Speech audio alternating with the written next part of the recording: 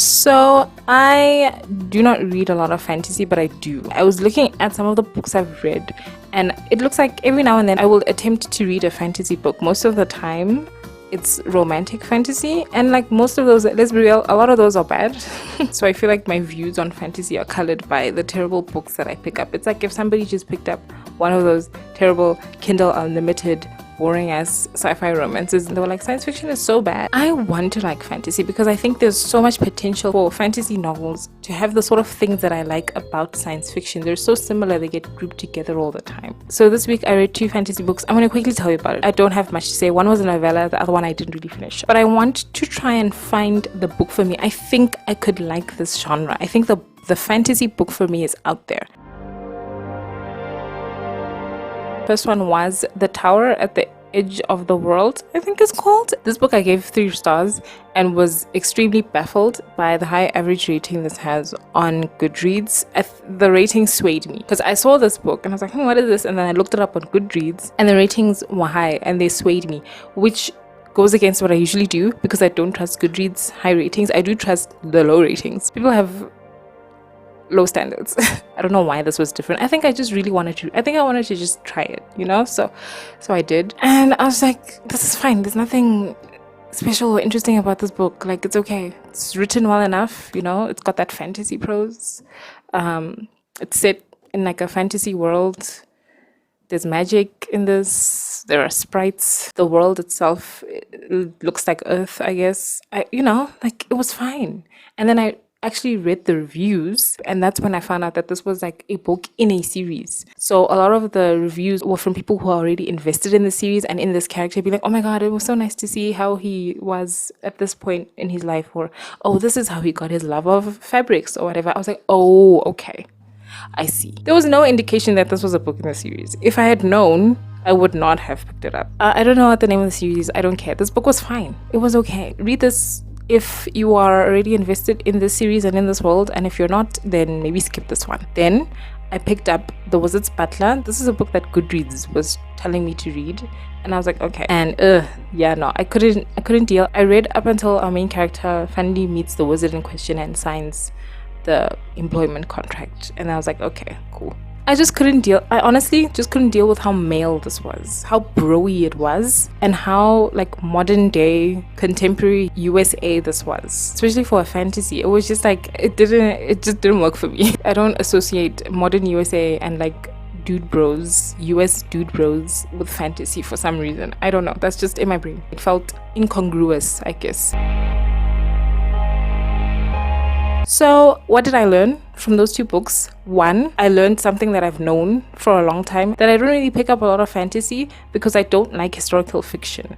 And a lot of fantasy is set in sort of pre-industrial Earth, or what seems like pre-industrial Earth, very close to it, with some borrowed elements from other eras and times. But most of the time, it's like a medieval time or whatever. The political structure, sort of serfdom, fiefdom, and the language used as well tries very hard to sound like it's from the 19th century, I guess. But I also don't like urban fantasy. So what I'm going to try and do for my 3rd book, I haven't done this yet, is try and find my ideal fantasy. My ideal fantasy is preferably something that is from an indefinite or unrecognizable time and place. Something truly fantastical. Something that doesn't make me look at it and think, oh, this is just England in the 1500s, but with a dragon. Or I'm thinking, okay, if I don't like the past and I don't like the present, maybe some sort of futuristic fantasy, maybe? Hello, I have read more fantasy books. The first book I tried to read was Alice in Wonderland. What is it called? What's the actual name of that book?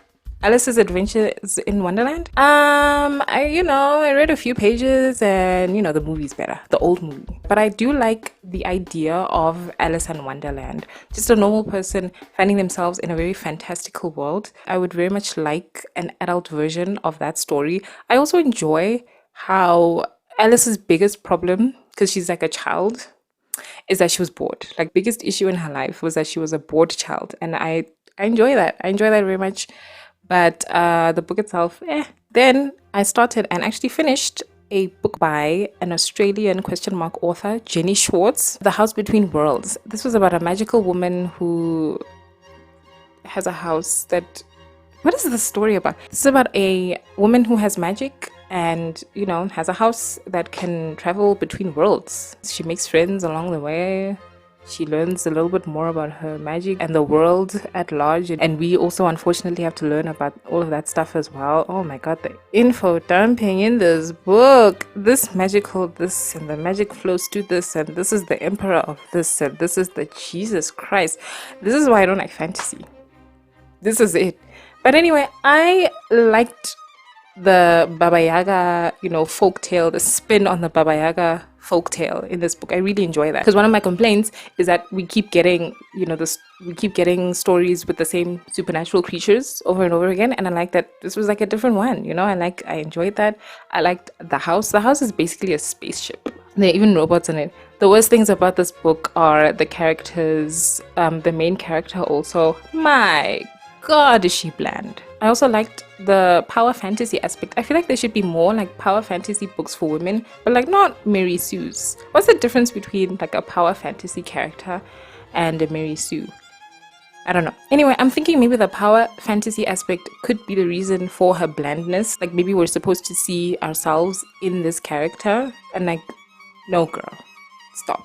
We don't have billionaire parents. The other characters weren't any better either. There's like an elf, a stoic elf. Like, okay. What was the other one? Oh, I did like one of the other friends that she makes. She was like interesting. She has blue teeth. But yeah, again, really dislike how bland she was. Like, are we supposed to project ourselves onto this character so that we feel like we are the ones with super magical powers? No. Just write a good character with like character traits that aren't just, oh my god, I'm grieving, and also what's going on with this magic? Trying to figure out my magic. Bland. Her blandness also made the magic boring. It's like Green Lantern. If you have like an interesting Green Lantern, then they do interesting stuff with the ring. They make like, you know, giant baseball gloves and stuff. And then if you have like a boring Green Lantern, he uses the ring as like a gun or something. You know, it's like that. So the magic ended up being boring. I'm like, this is a person who can do literally anything and everything. She can bend reality to her will, and she's just like so boring that she does the most boring things. And again, I was thinking, God, if this was like an actual interesting character, like if she was crazy and she was doing crazy things with the magic, whoa, this book would be amazing. But anyway, also there's like a pet in this, and I hated the pet, and I love pets in books. I love animal companions in books and in real life. So like what? Like, how do you make a pet annoying? That was crazy to me. Apparently, the cat is supposed to be like a war cat or something. I don't care. Like, God, this is so bad. Also, good lord, I really just don't care about fantasy world. I don't care. This is the emperor, and the emperor has this, and the emperor does this, and this is the magic flow. I don't care. I don't care about magic systems. I don't care about fantasy worlds. And there was just a lot of info dumping. She would go to the library and read stuff, and we would also have to read that stuff. And I'm just like, oh God, okay, cool, great. Amazing. 2 stars because of the mild question mark racism in this. The book ends on one of those terrible it's not even a cliffhanger, like it just ends. This is the first in a trilogy, and by trilogy I mean this is one book that has been chopped up arbitrarily into 3. And when I say arbitrarily, I mean like a character walks in and says, hey, I need to talk to you, when the book ends. Like, okay, great. I will not be continuing in the series. I don't care about anybody. I don't care about the world. I want to read more Baba Yaga stuff. Interesting idea, terrible execution. But this did teach me a lot about what I like in fantasy, which was the point. And this is what I've learned about fantasy. I don't like hard magic systems. I just don't care. I do not give a shit at all. 2, I want and like just normal people in like a fish out of water situation, in fantastical settings and fantastical worlds that are not just 5th century Europe. My God, you guys love medieval times for some reason. Jesus. Oh my God. And I realize in saying that I'm basically describing science fiction. I'm basically describing like space colony sci-fi, basically. So, you know, I guess I'll stick to that.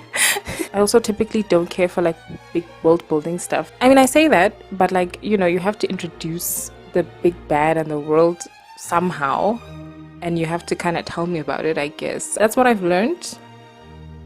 And based on all of that, I think I'll just stick to like picking up the occasional fantasy romance. If I find another spin on the Baba Yaga folktale, oh my god, I'm getting in on that. More Baba Yaga, please. More freaking folktales from around the world. So interesting. That was the most interesting part of this book, and that was like, you know, not Jenny Schwartz's idea. Ooh.